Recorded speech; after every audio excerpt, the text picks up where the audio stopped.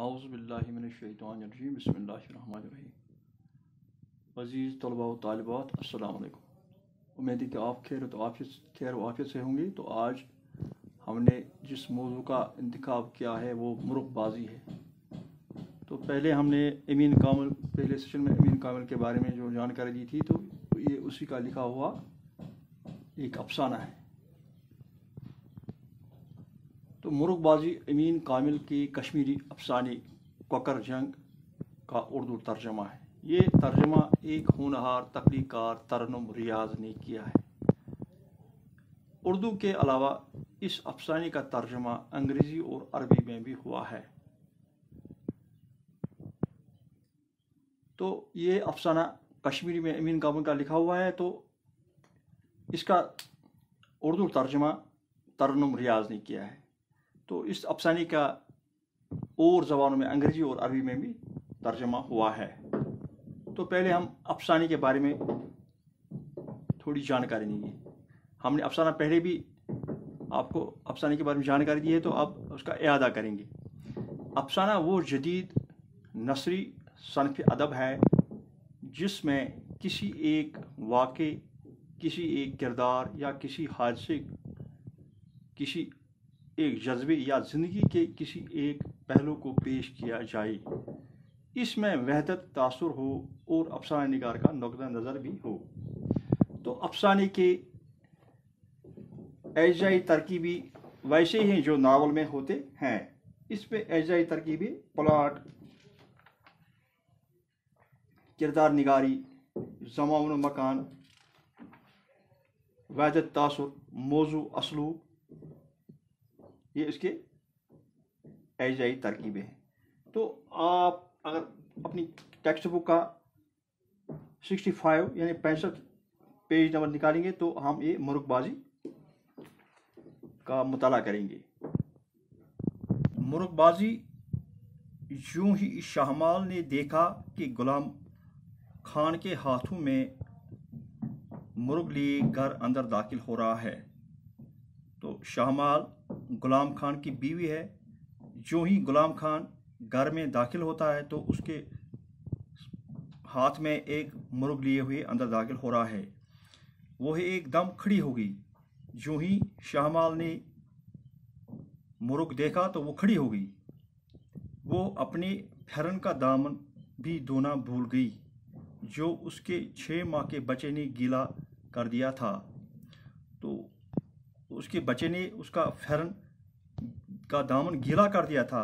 وہ اس کو دھونے جا رہے تھے، لیکن جب مرغا اس نے دیکھا تو وہ یہ سب بھول گئی۔ تو وہ اٹھ کھڑی ہو گئی اور تعجب سے مرغے کی طرف دیکھنے لگی۔ اس سے لگا کہ اس کے ہاتھ خزانہ لگ گیا ہے اور وہ مارے خوشی کی چلا اٹھی۔ جو ہی اس نے مرغا غلام خان کے ہاتھ میں دیکھا تو اس کے جیسے اس کے خزانہ مل گیا ہو، وہ خوشی کی ماری چلا اٹھی۔ یعنی اس نے او تم اسے لے آئے ہو؟ وہ اپنے شوہر سے پوچھنے لگی کیا تم لے آئے ہو؟ ڈر رہی تھی کہ کہیں تم آج بھی خالی ہاتھ نہ لوٹ آؤ۔ اس کا یہ ڈر تھا کہ وہ آج بھی خالی ہاتھ نہ لوٹ آئے، وہ مرغا ساتھ نہ لائے۔ اس کے شوہر نے کے ہاتھوں میں سے مرغا تقریباً چھینتے ہوئے کہا اور اس کے پروں پر ہاتھ پھیرنے لگی۔ تو جو ہی اس کا وہ داخل ہوا تو اس نے اس کے مرغ اس سے ہاتھوں سے لے لیا اور اس مرغ کے پروں پر ہاتھ پھیرنے لگی۔ میں نے اس کی قیمت 4.5 روپے ادا کیے ہیں۔ غلام خان نے لفظ روپے پر زور دیا۔ تو غلام خان نے کہا کہ میں نے اس کو 4.5 روپے میں ادا کیے ہیں۔ تو غلام خان نے روپے لفظ پہ زور دیا کیونکہ یہ بہت مہنگا مرغا تھا، جیسے شاہمال کو یقین دلانا چاہتا ہو کہ یہ کوئی ایسی ویسی چیز نہیں ہے، یہ بہت قیمتی چیز ہے۔ شاہمال کو اس بات میں کوئی دلچسپی نہ تھی کہ اس نے مرغ کی قیمت ادا کی ہے۔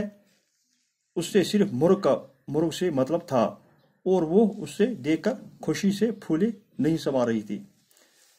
تو شاہمال کسی کی قیمت پر مرغ لینے پر آمادہ تھی، تو اس سے دیکھ کر خوشی سے وہ پھولے نہیں، یعنی کہ اس کی خوشی کے حد میں رہی کہ مرغ لے آیا وہ۔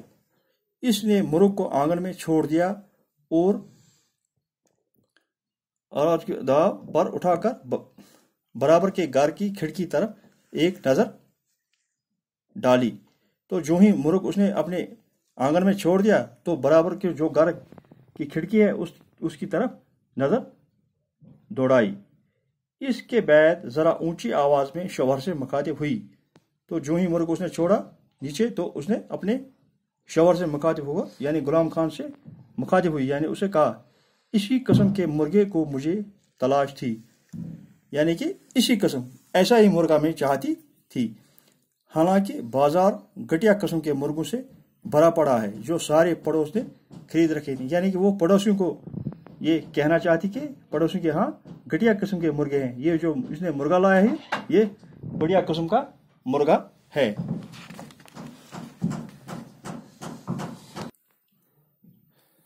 मुर्गे की टांगें छोटी सी सतली से बंधी थी। वो गुलाम खान ने इस बात पर कोई रद्द अमल जाहिर नहीं किया और घर के अंदर चला गया। तो गुलाम खान ने अपनी बीवी की बातों पर कोई रद्द अमल नहीं किया, नहीं वो घर के अंदर चला गया। मुर्गे की टांगें छोटी सी सतली से बंधी थी। वो मुश्किल तमाम जरा सा उछल लेता था। जो मुर्गी की टांगें थी वो सतली से बंधी हुई थी, वो हिल नहीं सकता, थोड़ा उछलता था और फिर गिर जाता था। उसने ऊपर की जानिब नजर दौड़ाई, गोया नई जगह का जायजा ले रहा हो। तो मुर्गे ने ऊपर की तरफ नजर दौड़ाई और जैसे नई जगह का जायजा ले रहा हो, और रस्सी पर चोंच से एक आध बार जोर आजमाई की, और रस्सी पर अपनी चोंच से वो बार बार मार रहा था ताकि उसको खोल सके और वो आजाद चल सके। शाहमाल के पास पहले ही 2 मुर्गियां थी। तो शाहमाल के पास पहले ही 2 मुर्गियां थी। वो इस वक्त इहादे में कोड़े के ढेर में चोंचे मार मार कर दाना ढूंढ रही थी। जो शाहमाल की 2 मुर्गियां थी वो कोड़े के ढेर पर कुछ दाने चुग रही थी। उन्होंने जब मुर्गे को बांग देते सुना तो वो ठटक गई। यूं ही मुर्गियों ने मुर्गे की बांग देते सुना तो वो ठटक गई और मशकूक नजरों, यानी कि शक्कावर नजरों के मुर्गे की तरफ देखने लगी, या गालिबन नववारिद की सूरत व सीरत का अंदाजा लगाने लगी। नववारिद जो नया आने वाला था यानी मुर्गा, तो उसकी सूरत व सीरत की अंदाजा लगाने की कोशिश कर रही हूं। उनमें से एक मुर्गी ने बज़ाहिर लाताल्लुकी से मगर बावकार अंदाज में उसकी तरफ कदम बढ़ाए। तो उन 2 मुर्गी में जो दाना चुग रही, तो एक मुर्गी बावकार अंदाज में आगे बढ़ने लगी, जैसे यूं ही जरा टहल रही हो। दूसरी मुर्गी ने जो उस दौरान कोड़े में पंजे चला रही थी, अपने इर्द गिर्द गर्द गुबार का बादल सा खड़ा कर रखा था और उसमें नहा गई, जैसे कह रही हो। तो जो दूसरी मुर्गी थी वो गर्द गुबार उठा रखा था और उसमें वो अपने लोटपोट हो रही थी। तो जैसे कह रही हो, हद मैं समझी, पता नहीं कौन है, मुझे इससे कोई मतलब नहीं, हुआ करे जो भी हो।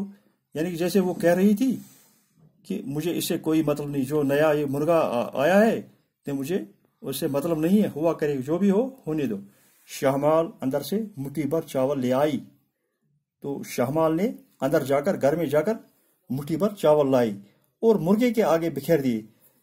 तो ये चावल उसने अपने इस नए आने वाले मुर्गे के आगे बिखेर दिए। मुर्गा चावलों पर टूट पड़ा और कई रोज से फाका कश की तरह चोंच भर भर कर खाने लगा। तो मुर्गा जैसे कई रोजों से फाके पे था, तो वो भर भर कर चोंच वो खाने लगा ये चावल। जब मुर्गियों ने मुर्ग के तई ये जानबदारी देखी तो भागकर वहां पहुंच गई, क्योंकि शाहमाल ने कभी अपनी मुर्गियों को दाना ऐसे इस तरह नहीं डाला था। तो मुर्गियां वहां की तरफ मुर्गे की तरफ भाग गई ताकि वो भी जल्दी दाना चुगे, और जल्दी जल्दी दाना चुगने लगी और वो भी मुर्गे के साथ दाना चुगने लगी। शाहमाल ने बराबर के घर की जानिब एक और नजर दौड़ाई। शाहमाल जैसे पहले भी दूसरे घर की तरफ जानिब एक नजर दौड़ाई, तो वो दोबारा उसकी घर की तरफ नजर दौड़ा रही थी, जैसे किसी का इंतजार कर रही थी। وہاں کسی کو نہ پا کر بآواز بلند مرغیوں سے مخاطب ہوئی۔ تو جب اس نے شامال نے اس دوسرے مکان کی طرف دیکھا تو وہاں کسی کو نہ پا کر وہ مرغیوں سے زور کی آواز میں کہنے لگی، یعنی مخاطب ہوئی، ہش ہش تمہیں طاعون ہو۔ تو مرغیوں سے کہنے لگی تمہیں طاعون ہو، بیماری پڑ جائے طاعون کی، بیچارہ بھوکا ہے، یعنی مرغا بھوکا ہے، اور تم اسے سکون سے کھانے بھی نہ دو گی، کیا تم اس کو سکون سے کھانے نہیں دو گی؟ کوئی سمجھے گا جانے کتنے روز سے بھوکی ہوں۔ بس آج اتنا ہی پڑھیں گے انشاءاللہ الرحمن، کل اس سے آگے بڑھیں گے۔